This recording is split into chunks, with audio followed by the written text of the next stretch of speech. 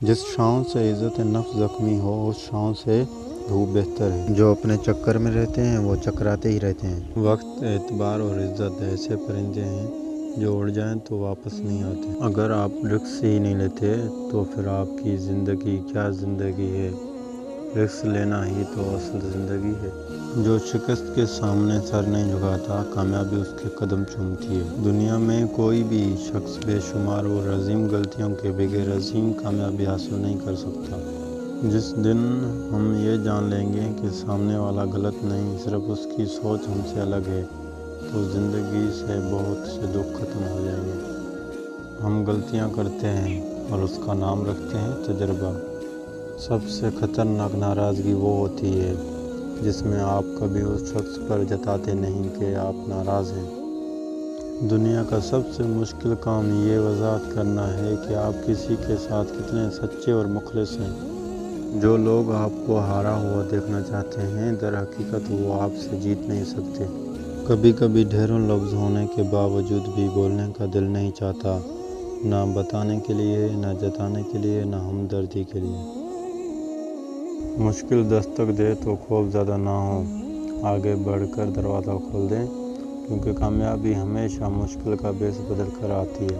زندگی کے مشکل لمحات اپنی پہچان کے لمحات ہوتے ہیں۔ آپ کے پاس 3 راستے ہیں: راستہ ڈھونڈیں، راستہ بتائیے، یا پھر خود راستہ بن جائیے۔ آپ چاہتے ہیں کہ لوگ آپ کے بارے میں اچھا سوچیں تو آپ اچھا بولنا شروع کر دیں۔ چراغ بجھنے سے انکار کر دے تو آندھی بھی پس پس آ جاتی ہے۔ اپنے کام سے عشق کرنے والے معاوضے کی پرواہ نہیں کرتے۔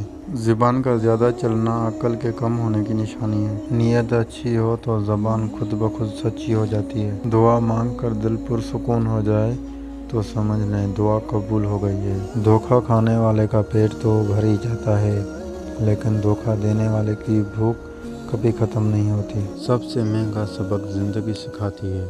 جس نے آج تک اپنی غلطی تسلیم نہیں کی اس کا نام شیطان ہے۔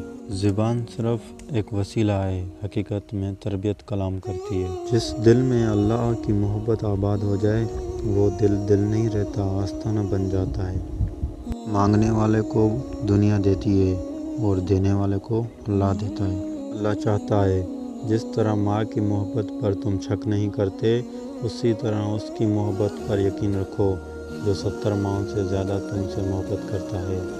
عمر بھر پیسہ جمع کرنے والے کی قبر پر قرآن خوانی بھی پیسے دے کر کروائی جاتی ہے، اور جو عمر بھر اللہ اللہ کرتے ہیں ان کی قبر پر قرآن خوانی کروانے والوں کو اللہ خود بھیجتا ہے۔ اچھا سوچو، کیونکہ انسان وہی کرتا ہے جو وہ سوچتا ہے۔ دعا قبول ہونے کی نشانی یہ ہے کہ بندہ اپنے رب سے راضی ہو جاتا ہے۔ اللہ نے جو کچھ تمہیں عطا کیا ہے تم اس کے مالک نہیں، ڈسٹریبیوٹر ہو۔ اللہ کی ناراضگی سے بچنے کا آسان طریقہ ہے کہ اللہ سے راضی ہونا شروع کر دو۔ جو اللہ سے راضی ہو اللہ اس سے ناراض کیسے ہو سکتا ہے؟ جو بندہ دن میں 5 مرتبہ اپنے مسئلے اللہ کے سامنے رکھتا ہے تو کوئی مسئلہ اس کے لیے مسئلہ نہیں رہتا۔